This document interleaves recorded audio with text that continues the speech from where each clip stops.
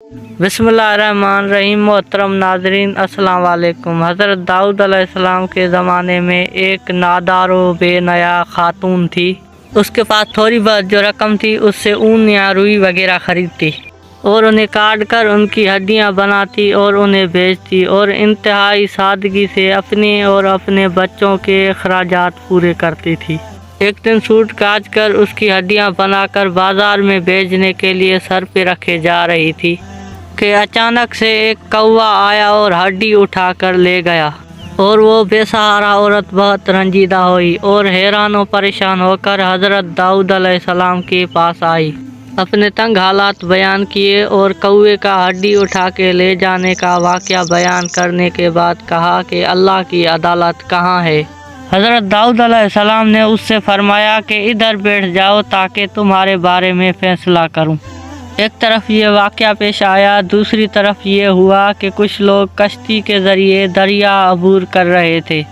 उनकी कश्ती को सोराख हो गया और पानी के दाखिल होने की वजह से कश्ती को डूबने का ख़तरा था। उन लोगों ने नज़र मारी कि अगर इस खतरे से निजात पाई तो 1000 दीनार किसी फ़कीर को देंगे। अल्लाह ने उन पर लुत्फ़ व करम किया कि कौवे की ड्यूटी लगाई कि उस खातून की हड्डी उठाकर उनकी कश्ती में जा फेंके। उस कौवे ने ऐसा ही किया। उन लोगों ने उस सूद की हड्डी का फ़ायदा उठाया और कश्ती के सोराख को अच्छी तरह से बंद किया और डूबने से निजात पाई। जैसे ही वो लोग साहिल पे पहुँचे तो अपनी नज़र अदा करने के लिए हज़रत दाऊद अलैहिस्सलाम की खिदमत में हाज़िर हुए। 1000 दीनार हज़रत की खिदमत में पेश करते हुए अपनी दरिया से निजात पाने का वाक़या तफसील के साथ सुनाया। हज़रत दाऊद अलैहिस्सलाम ने उस खातून के सामने अल्लाह ताला की हुकमत व अदालत बयान करते हुए वो 1000 दीनार उसे दे दिए। वो औरत खुश हुई और समझ गई कि खुदा से ज़्यादा आदिल दर और एहसान करने वाला नहीं है। हज़रत दाऊद अलैहिस्सलाम के ज़माने में एक शहमत परस्त शख्स लगातार एक खातून के पास जाता और उसे मुनाफ़ी इफ़्फ़त काम करने पर मजबूर करता था। अल्लाह ताला ने उस खातून के दिल में बात डाली कि उस शहमत परस्त शख्स से कहे, तो जब भी मेरे पास आता है तो उस वक्त एक अजनबी शख्स तेरी बीवी के पास जाता है। उस खातून ने यह बात उस शख्स से कही तो फ़ौरन दौड़ा दौड़ा घर पहुंचा। क्या देखा कि एक अजनबी शख्स उसकी बीवी के साथ हम बिस्तर है। यह माजरा देखा तो बहुत परेशान हो गया और उस शख्स को पकड़कर हज़रत दाऊद अलैहिस्सलाम के पास ले जाके कहा, ए अल्लाह के पैगंबर, मेरे ऊपर एक ऐसी मुसीबत आई है जो आज तक किसी पे भी ना आई होगी। हज़रत दाऊद अलैहिस्सलाम ने कहा कि कौन सी मुसीबत। उस शहमत परस्त शख्स ने कहा कि ये शख्स मेरी अदम मौजूदगी में मेरे घर आया है और मेरी बीवी की ज़ना की है। अल्लाह ताला ने हज़रत दाऊद अलैहिस्सलाम पे वही नाज़िल की, इस मर्द से कहो जैसा करोगे वैसा भरोगे। एक दिन हज़रत दाऊद अलैहिस्सलाम घर बैठे हुए थे। आप अलैहिस्सलाम के साथ एक फ़कीर और परेशान हाल नौजवान भी बैठा हुआ था। यह जवान हज़रत दाऊद अलैहिस्सलाम के पास काफ़ी आता जाता था और खामोश तबा था। एक दिन हज़रत इज़राइल अलैहिस्सलाम जनाब दाऊद अलैहिस्सलाम के पास आए और उस नौजवान को गहरी नज़र से देखा। जनाब दाऊद अलैहिस्सलाम ने हज़रत इज़राइल अलैहिस्सलाम को कहा कि इस नौजवान को क्यों देख रहे हो। हज़रत इज़राइल अलैहिस्सलाम ने कहा, हाँ, मुझे हुक्म हुआ है कि मैं इस हफ्ते के आखिर में इसकी रूह कब्ज़ कर लूँ। हज़रत दाऊद अलैहिस्सलाम के दिल में उस नौजवान के लिए तड़प पैदा हुई और कहा कि ए जवान, क्या तुम्हारी बीवी है? उस जवान ने कहा, नहीं, मैंने अभी तक शादी नहीं की। हज़रत दाऊद अलैहिस्सलाम ने उस नौजवान से कहा, फ़िलाँ शख्स जो बनी इसराइल का मारूफ व मशहूर और बुज़ुर्ग शख्स है, जाओ और उसे कहो कि दाऊद अलैहिस्सलाम हुक्म देते हैं कि अपनी बेटी को मेरी ज़ौजा बना लो, फिर शादी करने के बाद रात को उसके साथ रहो। तुम्हारी ज़िंदगी के जितने भी अखराजात हैं यहाँ से उठा के जाओ, अलबत्ता 7 दिन के बाद दोबारा मेरे पास यहाँ आना। हज़रत दाऊद अलैहिस्सलाम का पैगाम इस बात का मौजूब बना कि उस मारूफ शख्सियत की बेटी उस मकसूरा शख्सियत की बीवी बनी। उस नौजवान ने हज़रत दाऊद अलैहिस्सलाम के हुक्म के मुताबिक अमल किया। 7 दिन के बाद दोबारा हज़रत दाऊद अलैहिस्सलाम के पास आया حضرت داؤد علیہ السلام نے اس نوجوان سے کہا کہ اے نوجوان، تمہاری یہ دن کیسے گزرے؟ اس نوجوان نے کہا یہ دن اتنے اچھے گزرے ہیں کہ زندگی میں پہلے کبھی ایسے نہیں گزرے۔ حضرت داؤد علیہ السلام نے کہا بیٹھ جاؤ، اور وہ بیٹھ گیا۔ وہ کافی دیر تک وہاں رہا لیکن حضرت اسرائیل علیہ السلام اس کے پاس نہ آئے۔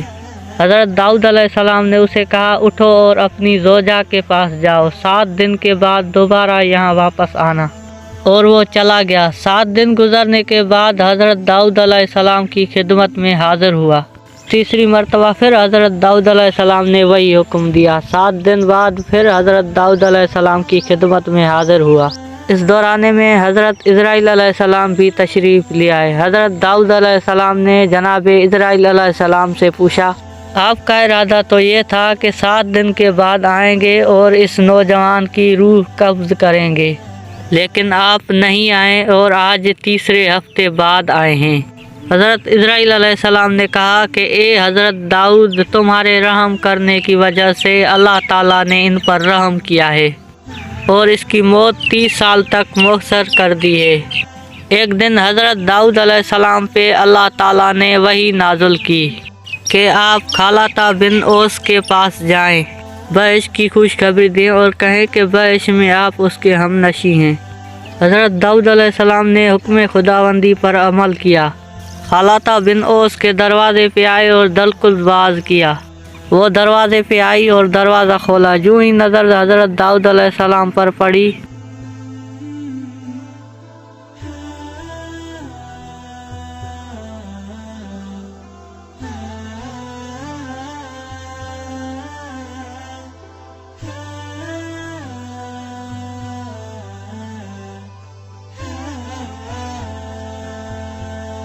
تو عرض کیا کیا اللہ کی طرف سے میرے بارے میں حکم نازل ہوا ہے کہ آپ علیہ السلام خبر سنانے کے لیے میرے پاس تشریف لائے ہیں؟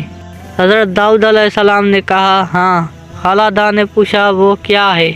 حضرت داؤد علیہ السلام نے کہا کہ اللہ تعالیٰ نے میرے اوپر وحی نازل کی ہے اور فرمایا ہے کہ بحث میں تم میری ہم نشین ہوگی۔